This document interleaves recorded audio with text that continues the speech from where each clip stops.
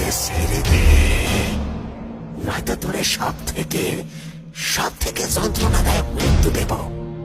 আচমকা দুলাল বিলাসবাবুর হাতে কামড় বসালো। প্রবল যন্ত্রণায় ছেড়ে দিল হাতটা।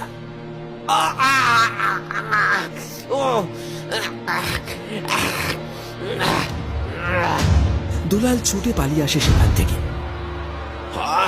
আমার হাতে কামড়ালি, আজ আমি একা নয়, তোর ছেলেকে নিয়ে মরবো।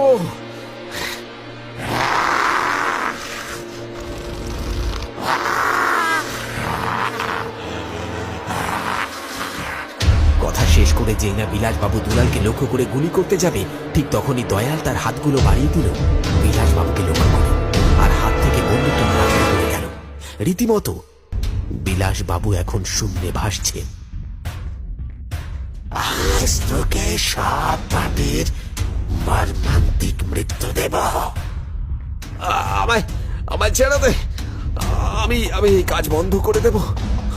আমায় ক্ষমা করে দে, আমায়। আজ তোকে সব পাপের মর্মান্তিক মৃত্যু দেব। আর কিছু বলা হলো না। সামনের বাঁশের মাচা থেকে বাঁশগুলো একটা একটা করে খুলে বেরিয়ে আসছে আর লক্ষ্য করছে বিলাসবাবুকে।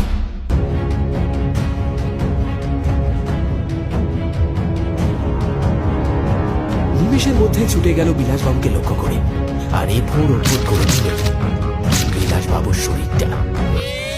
চারিদিক ছিটকে পড়ল টাটকা তাজা রক্ত। এইভাবে মৃত্যু হলো বিলাসবাবুর, আর দয়ালের আত্মা মুক্তি লাভ করল।